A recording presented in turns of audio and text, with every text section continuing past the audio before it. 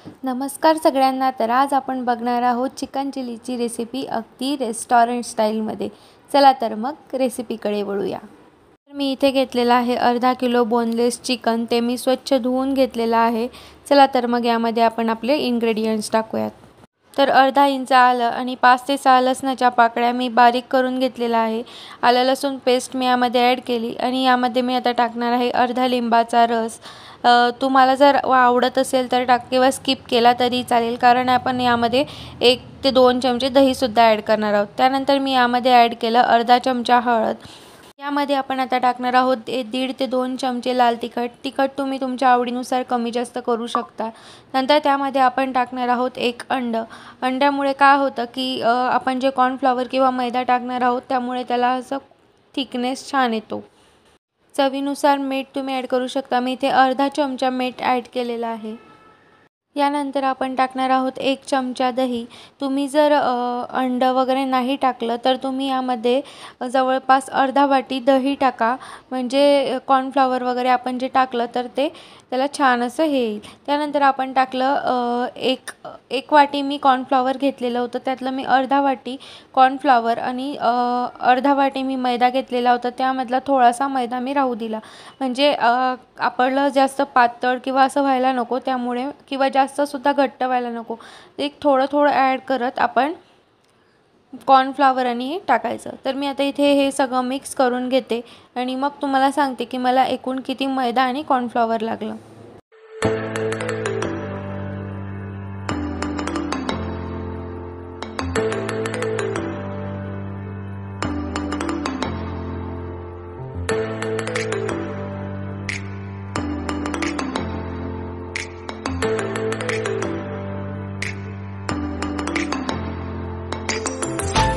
नंतर यामध्ये मी ॲड केलं जे अर्धा वाटी मी कॉर्नफ्लॉवर राहू दिलं होतं, ते कॉर्नफ्लॉवर मी यामध्ये ॲड केलं। कारण थोडंसं असं पातळ वाटत होतं, त्यामुळे कोणत्या चिकनला थोडं जास्त पाणी सुटतं, कोणत्याला कमी सुटतं, त्यामुळे आपण एकदाच जास्त कॉर्नफ्लॉवर किंवा एकदम कमी पण टाकायचं नाही। आपल्या कन्सिस्टन्सीनुसार आपण ॲडजस्ट करायचं। तर इथे मला एकूण अर्धा वाटीपेक्षा थोडासा कमी मैदा आणि 1 वाटी कॉर्नफ्लॉवर मी यामध्ये ॲड केलं। आता यामध्ये मी ॲड केला आहे 2 चमचे सोया सॉस। तुम्हाला जर आवडत असेल तर ॲड करा किंवा हा स्किप केला तरी चालेल, अगदी हा ऑप्शनल आहे। आता हे सुद्धा मी छान मिक्स करून घेते आणि हे मिक्स केल्यानंतर याला पूर्ण अर्धा तास फ्रीजमध्ये किंवा बाहेर झाकून ठेवायचं आहे। तर हे बघा, इथे मी सोया सॉस वगैरे सगळं मिक्स करून घेतलेलं आहे। अशा प्रकारे आपलं दिसतं। आता हे आपण अर्धा तास झाकून ठेवून तर आता इथे अर्धा तास मी हे चिकन मॅरिनेट करून फ्रीजमध्ये ठेवलं होतं। त्याच्यानंतर आता परत बाहेर काढलं, तर आता हे आपण परत मिक्स करून घेऊ। जे आपण चिकन मॅरिनेट केलं होतं ते तळण्यासाठी मी इथे एका पॅनमध्ये तेल गरम करण्यासाठी ठेवते। तर आता इथे तेल गरम झालेलं आहे। आता यामध्ये आपण एक एक करून चिकनचे पीस ॲड करू। तुम्ही लोखंडाची कढईसुद्धा यूज करू शकता, पण लोखंडाची कढई यूज करताना खूप जास्त तेल अगदी जास्त टाकावं लागेल, त्यामुळे एका वेळी जास्त जर तुम्हाला तळायचे असतील तर तुम्ही थोडं पसरट भांड्याचा यूज करा। तर आता इथे मी एक एक करून चिकनचे पीस ॲड करते। गॅसची फ्लेम अगदी कमीच ठेवायची, नाहीतर चिकन बाहेरून जळेल आणि आतमध्ये कच्चं राहील, त्यामुळे आणि जेव्हा पूर्ण खालून एक साईडने होईल त्यानंतरच आपण पलटवणार आहोत। तर आता इथे असे एक एक करून मी सगळे चिकनचे पीस जेवढे मावतील तेवढे त्यामध्ये मी ॲड केलेले आहेत। आता आपण गॅसची फ्लेम स्लोच ठेवू आणि हे पूर्ण असेचे असे होऊ देऊ। जेव्हा ते खालच्या साईडने क्रिस्पी होतील तेव्हा आपण त्यांना दुसऱ्या साईडने फोल्ड करू। आता एका साईडने बघा, जर तुमचं तेल थोडं कमी वगैरे असेल तर तुम्ही अशा पद्धतीने चमचेच्या किंवा झाऱ्याच्या मदतीने त्यावर थोडंसं तेल टाका। आता इथे बघा, हे ऑलमोस्ट झालेले आहेत एका साईडने। तर आता मी यांना सगळ्यांना टर्न करून घेते। तर आता इथे ऑलमोस्ट पूर्ण दोघी साईडने चिकन आपलं शिजलेलं आहे। आता आपण याला एका प्लेटमध्ये काढून घेऊ। पूर्ण एक बॅच काढून घेतली। आता त्याच्यानंतर थोडं गॅसची फ्लेम 2 ते 3 सेकंदासाठी हाय करायची आणि परत गॅसची फ्लेम कमी करून आपण नेक्स्ट बॅच तळून घेऊ। सेम प्रोसेसने सगळं तळून घ्यायचं आहे आणि मग नंतर आता आपण सॉस वगैरे टाकून चिकन चिली कशी बनवायची, चला तर मग ते बघूयात। तर मी इथे एक कढई घेतलेली. त्या कढईमध्ये आपण जे तळण्यासाठी तेल यूज केलं होतं त्यामधलं मी थोडंसं तेल यामध्ये ॲड करणार आहे.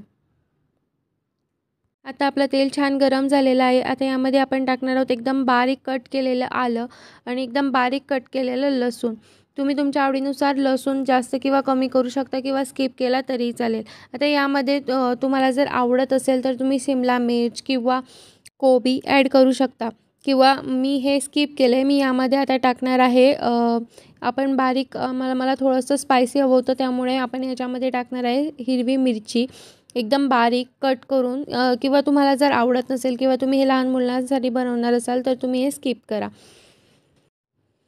त्यानंतर यामध्ये मी टाकणार आहे स्प्रिंग ओनियन म्हणजेच जी कांद्याची पात असते त्याच्या मागचा जो कांदा असतो तर त्याची टेस्टसुद्धा खूप छान लागते. तर त्यामुळे मी याच्यामध्ये टाकणार आहे स्प्रिंग ओनियन. आता इथे आपण जे आलं लसूण मिरची आणि कांदा जो टाकलेला होता तर तो सगळा छान फ्राय झालेला आहे. त्यामध्ये आपण टाकणार आहोत 2 ते 3 चमचे सोया सॉस.